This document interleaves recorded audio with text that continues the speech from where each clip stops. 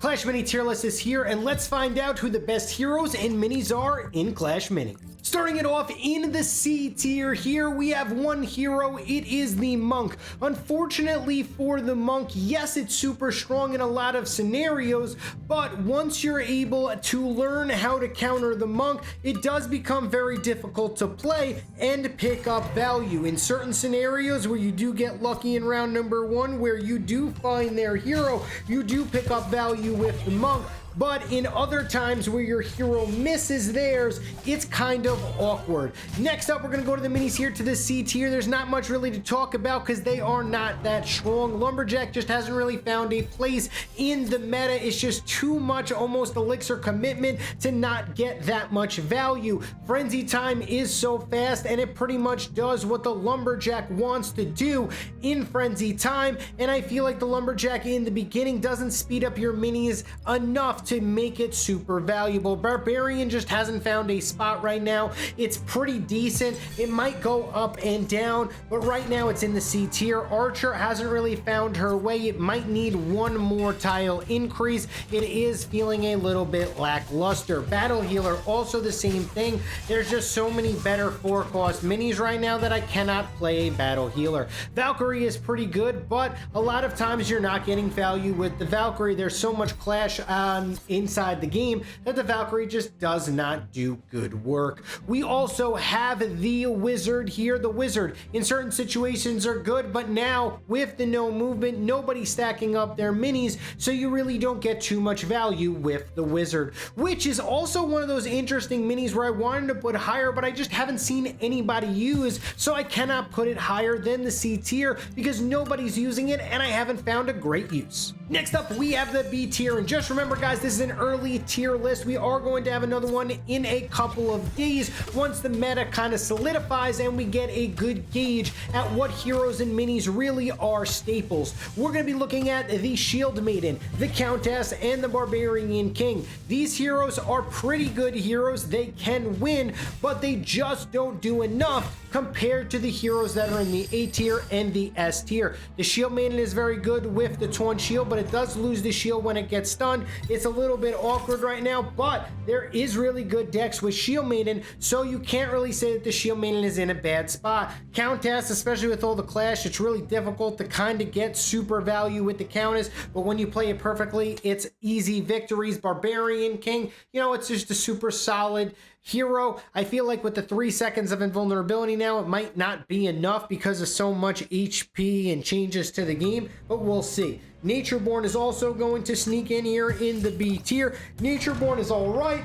It does good work, especially with the Electro Wizard, but it just isn't super strong. Now going over to the minis in the B tier here, we have the Knight, we have the Guard, we have the Ice Wizard, we have the Fisherman, Musketeer, we have the Giant Skeleton, and the P.E.K.K.A. The P.E.K.K.A. picks up a lot of value. It's a very good tank in the front lines, but there's just other 4-cost carries that are just so much stronger. Giant Skeleton is good, but with the nerf reduction of its bomb, it's just very small radius, and it doesn't really do amazing work in a lot of situations. The Fisherman is a clash, a mini, and it really is kind of awkward. It's up, down, left, right. You know, it really doesn't pick up too much value, but it does in clash decks. That's why it's in the B tier. Could have been in the A tier potentially, but right now with all of the other clash minis inside of the game, I'm going to keep it in the B tier. Musketeer is pretty good, but just doesn't really have a great spot right now. It only knocks back 2 minis. It only does a little bit of a stun. It's just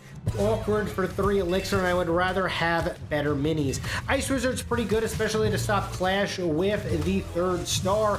But I mean, other than that, a lot of people are now playing minis spread out, so you're not able to really get the slow chain, and it's really awkward to get super value with the Ice Wizard because a lot of players don't play their big carries in the front lines anymore, even if they are melee carries. Guard is pretty okay after the rework. It does have a lot of HP, it has a lot of shield, or should I say it has a lot of shields. It gives shields to your other opponents, but until the Grand Warden comes into the game, the Guard is going to be in a weird spot. Knight is okay. The taunt's good. The extra shield is good. I just feel that the taunt range just going straight out is hindering it just a little bit. Next up, we have the A tier. Archer Queen and Skeleton King are going to be your heroes. Archer Queen is super strong right now, especially in a couple of decks. You're seeing her high up in the ladder, and Skeleton King Clash is just a staple pretty much of Clash Mini. Clash decks are strong right now, and that's why the Skeleton King is here. We have the Bandit, Bowler, Dark Goblin, E-Wizard with the Golden Giant, Magic Archer, Mini P.E.K.K.A, Miner, Spear Goblin, Mega Knight Prince, and the Healing Ranger in the A tier here. The Bandit's really good. It does get some good dissipations, especially in the front line. It's super underrated right now. Could it maybe be in the B tier? Potentially, but I'm keeping it in the A tier because I do have some really cool plays that I have made with the Bandit. Bowler is going to be in the A tier as well. The stun is absolutely crucial, especially with the extra 2 seconds. It can win or lose you matches. I know I usually put a Clash ability minis in the B tier, but right now they are very strong. Dark Goblin is a very good carry inside of the game right now, and it actually is huge as a secondary or third carry, which could really turn the tides of the battle if they are clashing your other carries. We also have the E-Wizard here. The stuns are crazy. It stun locks some games. It just picks up value time in and time again. It's a super strong, reliable mini.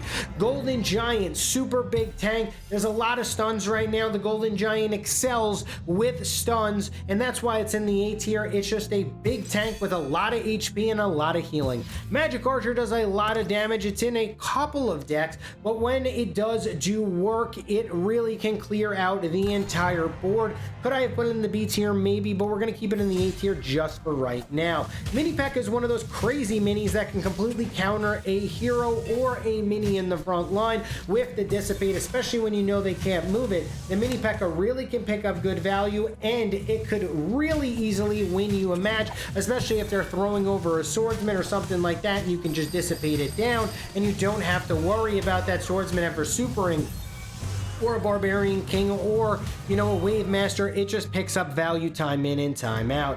Miner's really good. It gets to the back line. It gets a dissipation off. That's kind of what I've been using it for, as a sneaky dissipation in rounds 4 and rounds 5 to really steal the game and end it. I call it my game ender because I put it in there. I dissipate down their back line because there's nothing they can do about it. I know where my Miner more than likely is going to target, and I'm going to get maximum value with the Miner in the late game. Spear Goblin's pretty good because it does a lot of damage. It's kind of awkward. I probably should have put it in the B tier here. It does do 20 damage. It does do a lot of damage. It does force your opponent to put a tanky mini in front of their carry. So for that fact, it's like okay here in the A tier, but we'll see, you know, when we make our next tier list if it goes down or up. Mega Knight is going to also be in the A tier here. Mega Knight with the boom shakalaka. The stuns are crazy. It does get a lot of value, but could it be in the B tier? Yes. Right now it's in the A tier because it does do good in some Countess decks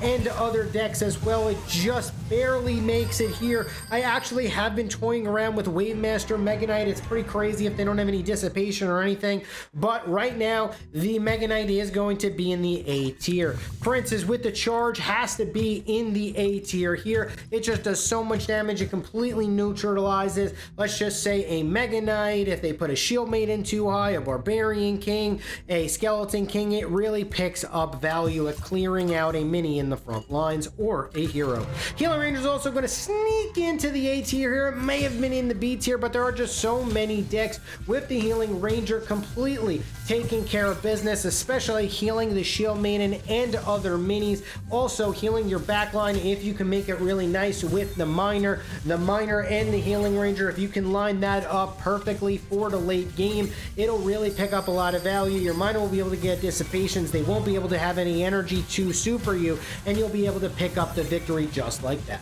Next up, we have the S tier. Wave Master and Royal Champion are the heroes in the S tier. Wave Master right now throwing over Bandits, Mega Knights, and Swordsman is just way too strong. It's just so good now that it has a shield and energy that it really presses the attack on your opponent, and it really makes awkward situations for them. Yes, it kind of needs to be a good placement in round number 1 with the Wave Master, but if you have something like a Mega Knight, you could just put the Wave Master right almost in the middle, throw over that Mega Knight, and if they don't have any dissipation, it's going to be a long day for them dealing with the Mega Knight in their face. Also, a Swordsman as well just continues to pick up value time in and time out. It does a ton of damage, and the energy reset is actually insane, and that's why the Wave Master is in the S tier. Royal Champion does a ton of damage with the shield. It gets a ton of resets,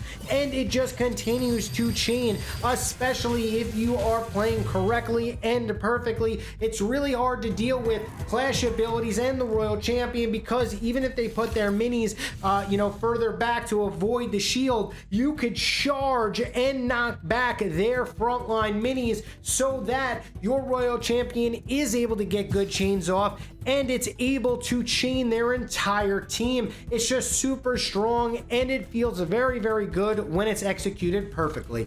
The minis here in the S tier, no surprise I think to anybody here. The Swordsman actually just made it. I was going to leave the Swordsman out, but the Swordsman is just really strong with the Wave Master right now, getting thrown over, getting the resets, getting the healing, and getting the pressure on your opponent, and that's why it's in the S tier. The Royal Ghost, I think every single person that's seen a 3-star Royal Ghost in Frenzy Time completely carry the game, and there's nothing you can do about it. There's pretty much almost nothing that can stop the Royal Ghost in Frenzy Time once it is 3 stars, and that is why the Royal Ghost is in the S tier, and in my opinion, the best mini in Clash Mini.